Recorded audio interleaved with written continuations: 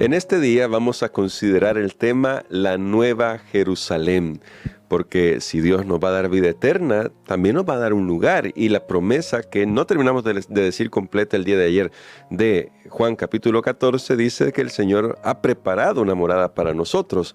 Pero vamos a entrar en detalle de eso en un momento, luego de buscar la dirección de Dios en oración. Querido Padre que estás en las alturas de los cielos, gracias por tus promesas y gracias por la certeza de que cuando tú dices algo, lo cumples. Ayúdanos a vivir con esa confianza, lo pedimos en el nombre de Jesús. Amén. Considerando, pastor, lo que usted ya destacaba al principio de esta lección, que es que la recompensa que Dios da habla más de su carácter. Y cuando vamos a Apocalipsis 21 y se nos presenta la Nueva Jerusalén, que es llamada así literalmente en el texto, ¿cómo debemos nosotros considerar lo que se nos presenta de la Nueva Jerusalén? Es decir, ¿cómo Dios con este mensaje de la Nueva Jerusalén está queriendo, si puedo decirlo así, en palabras muy humanas, motivarnos para que sepamos que hay algo más que lo que aquí podemos lograr en la vida? Bueno, creo que cuando nosotros estudiamos este tema de la recompensa, lo que nos damos cuenta es que Dios es muy bueno y que Dios es el creador de la felicidad. Amén. Noten este término, Dios desea que nosotros seamos felices, Dios desea que estemos bien. Y cuando nos trasladamos al principio de la creación de este mundo, nos damos cuenta que cuando Dios vio la tierra estaba desordenada y vacía. Entonces, ¿qué hizo Él? Ordenó y llenó. Y llenó de colores, llenó de vida, llenó de luz, llenó de alegría, llenó de seres humanos que iban a habitar en esta tierra. Tengo que remarcar esto, hermano Gerson, porque tal vez algunos pueden pensar, bueno, lo material no hay que pensar o no es lo que Dios quiere para mi vida. No, Dios de una sola vez, Él creó al ser humano para ser administrador de todo lo que Él había hecho. Y dice que todo lo que había hecho era bueno en gran manera. Y Dios hizo variedad de colores, de formas, de tamaños, una diversidad en esta tierra. Porque nuevamente yo veo a Dios como un Dios bueno, un Dios maravilloso, un Dios increíble. Y ese es el mundo en el que Él deseó que los seres humanos vivieran. Tristemente vino el pecado. Ahora Dios tiene que trabajar tratando de conquistar nuestros corazones de una manera especial, como Él sabe hacerlo. Porque voy a decirles algo, antes de llegar a la Nueva Jerusalén, que es el tema de la recompensa que Dios ofrece, pero ¿saben cuál es el problema? Si Dios solo presentara, ok, yo tengo esta ciudad, tengo estas calles de oro, tengo todo esto para ustedes, pero si Él presentara lo material sin una relación con Él, ¿qué pasaría? Nosotros estaríamos con Dios solo por interés. Nosotros lo seguiríamos a Él solo por negocio, solo por lo material. Bueno, porque yo le doy esto a Dios y Él me va a dar una mansión allá en el cielo. Pero noten ustedes que el factor motivador no es ese, el de fondo. Es la relación con Dios. ¿Cuántas veces no hemos, por ejemplo, nosotros conocido alguna situación que alguien anhelaba más el regalo que se le podía dar que la relación con la persona? Sí, tremendo. Y todos nosotros hemos conocido historias de injusticia en esta tierra, de alguien que tuvo una relación con otra persona y finalmente dejó sin nada a la otra persona porque lo que quería eran los bienes que tenía esta persona. Ahora, eso nos puede pasar a nosotros si cuando consideramos el tema de la recompensa pensamos nada más en la recompensa como un fin en sí mismo. Pero la recompensa solo habla, y yo lo vuelvo a repetir, de quién es Dios, su carácter moral, cuán bueno es Él y cómo desea que nosotros disfrutemos juntamente con Él todas las cosas. Ahí es donde Dios presenta y dice, el futuro que tengo para la humanidad es vivir en una nueva ciudad, en un nuevo cielo, nueva tierra. En esa ciudad ya no habrá dolor, ya no habrá enfermedad, ya no habrá llanto, ya no habrá muerte. Esas primeras cosas habrán pasado. Entonces, creo que eso nos motiva porque, ¿qué más? Vamos a estar con aquel que nos amó tanto y rodeados de una atmósfera que jamás pensamiento alguno imaginó. Ahí Amén. será nuestro regalo perfecto. Y me gusta mucho eso, pastor, que dice, las primeras cosas habrán pasado, cosas que no debieron haber existido, porque las introdujo Así el es. pecado. Pero, pastor, entonces debemos entender que la Nueva Jerusalén es un lugar real, no está espiritualizado en la Biblia, es un lugar real donde van a vivir los hijos de Dios. Es correcto, no es simplemente un estado mental idílico, ideal, ahí, no, es un lugar material, real, así como en este momento, si usted no cree que es real, dese un pellizcón por ahí y se va a dar cuenta, no, yo existo. Es tan real como que nosotros estamos existiendo en este momento y todo lo que nos rodea, porque nuevamente Dios no está divorciado de lo material. Por favor, no veamos o lo material como intrínsecamente malo. Lo material en sí mismo no es malo, es bueno o es malo dependiendo cómo yo lo use, dependiendo cómo yo lo use y respetando los usos para lo que Dios lo ha designado. Porque eso fue lo que pasó con Adán y Eva al principio en el Edén. Dios les dijo, les doy todos los árboles, pero hay uno que ese no coman de ese fruto. Ese yo lo estoy restringiendo para ustedes. Pero el ser humano no quiso esa restricción y se metieron con eso.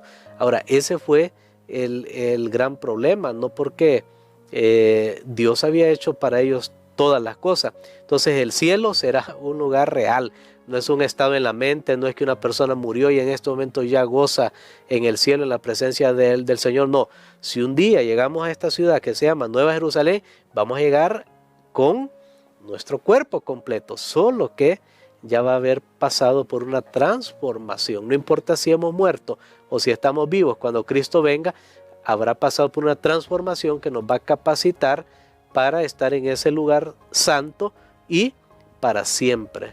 Amén. Pero ahora, pastor, quiero que vayamos a Apocalipsis 21, donde se nos describe esto que ya estábamos comentando. El pastor Dani Pérez nos ha ayudado a ver todos estos aspectos. Pero en el versículo 8, en esta descripción dice algo que de alguna manera a mí me deja sorprendido, pero que merece la pena aclaración. Dice, pero los cobardes e incrédulos, los abominables y homicidas, los fornicarios y hechiceros, los idólatras y los mentirosos tendrán su parte en el lago que arde con fuego y azufre, que es la muerte segunda. Pero pastor, muchos de los que estaremos en la Nueva Jerusalén por la gracia de Dios, en algún momento cometimos algunos de estos pecados. ¿Cuál es la diferencia entre el grupo de los que están en la Nueva Jerusalén, que eran pecadores también y que cometieron algunas de estas cosas, y los que se van a perder finalmente? Bueno, aquí vienen las buenas nuevas. En realidad nadie se va a perder por ser pecador. Yo sé que si corta este pedazo y lo dejamos así, pues podemos malinterpretarlo, pero tenemos que decirlo. Nadie se va a perder por ser pecador. Se va a perder por rechazar el perdón por sus pecados, la provisión que Dios hizo. Y hace poco leía un pensamiento que a mí me dejó pensando mucho y decía, gran parte de la Biblia está escrita por asesinos. Y yo dije, ¿cómo es eso? Y entonces continué la lectura y hablaba de Moisés. ¿Se acuerdan que Moisés, Sí. en un ataque de ira, ahí asesinó a un egipcio? Luego mencionaba a David, dos personajes del Antiguo Testamento. Bueno, el rey David en realidad era un rey, un militar, y pues las guerras tienen toda una historia, una explicación. No vamos a entrar en esto, pero por lo menos sabemos cuando, por ejemplo, al esposo de Betsabé, Sí. él dio órdenes para, fue el autor intelectual de ese asesinato. Entonces ahí tenemos, Moisés escribió los 5 libros que nosotros conocemos de la ley, más el libro de Job. David escribió los Salmos, que aunque es un solo libro, conforma una gran porción de la Biblia, porque es un libro que en nuestras Biblias tiene más o tiene unos 150 capítulos. Cuando venimos al Nuevo Testamento, nos damos cuenta que Pablo también tiene sus manos, humanamente hablando, manchadas, porque él perseguía a los cristianos, los entregaba. Entonces era parte de ese esquema de la muerte de los cristianos. Entonces ahí tenemos a Moisés, a David y a Pablo. Y Pablo escribió la mitad del Nuevo Testamento, 13 más aproximadamente, dependiendo, consideramos hebreos o no, pero escribió ahí casi la mitad del Nuevo Testamento. Wow. Entonces noten aquí, y con la pregunta que usted me hizo, y lo que leímos aquí en Apocalipsis 21, ahí dice, los homicidas estarán fuera de la santa ciudad. Pero ahora encontramos que Moisés, que David, bueno, de hecho ya Moisés está en el cielo, y David sí está descansando, lo dijo Pedro allá en Pentecostés, todavía está descansando. Pablo también está descansando, pero van a estar en el cielo al final. ¿Qué pasó con ellos? ¿Por qué van a estar en el cielo? ¿Y por qué algunos que dicen, no, yo ni siquiera nunca he matado a una persona, ni me atrevo a hacerlo? ¿Por qué algunos de ellos, de los que nunca mataron a alguien, no van a estar en el cielo? Porque aquí está la buena noticia, que aunque Moisés, David y Pablo fueron homicidas, ellos aceptaron el perdón y la restauración en Cristo Jesús. Amén. Entonces eso hace la gran diferencia. Al final habrá, como lo decía alguien, pecadores que se salvan y pecadores que se pierden. Sí. Ambos son pecadores. ¿Cuál es la diferencia? La diferencia es que unos se aferraron de la gracia que Jesús proveyó, del perdón de sus pecados, se arrepintieron y luego comenzaron a andar en las obras que Dios tenía preparadas para ellos de antemano. Así que no se desanime si usted pensó, bueno, yo ya pequé, ya hice algo que no tenía que haber hecho, ya dañé a personas. Hay esperanza todavía, hermanos. Mientras usted tiene vida, hay esperanza. Levántese, ve el ejemplo de estos grandes hombres. Imagínate, Moisés se hubiera quedado todo su día lamentando, es que yo no quería matar, pero mi carácter, y es que, imagínense que David se hubiera quedado lamentando, sí, soy adúltero, soy aquí, y bueno, y Pablo se hubiera quedado lamentando, es que perseguía a los cristianos. Esteban, yo lo vi cuando murió, pero ellos se levantaron en el nombre de Cristo Jesús. Ahora, algo muy importante, no excusaron su pecado, no lo justificaron. No, ellos olvidaron lo que queda atrás, siguieron adelante hacia la meta y ya no lo volvieron a hacer una vez Cristo había transformado sus vidas y sus corazones. Amén. Entonces, pastor, quisiera que nos ayudara a orar para esto, para que comprendamos que lo que está buscando Jesús, y usted lo destacaba ya al principio de esta semana, es una relación con nosotros. Y si estamos dispuestos a abrirle el corazón, Él va a cambiar lo que sea necesario cambiar en nuestra vida con tal de que nosotros estemos con Él en la Nueva Jerusalén. Amén. Padre, te damos gracias, Señor, por esta maravillosa lección de tu gracia y de tu amor en hacernos poseedores de una tierra nueva y un cielo nuevo, y de hacernos ciudadanos de una nueva ciudad que se llama Jerusalén, donde mora la justicia.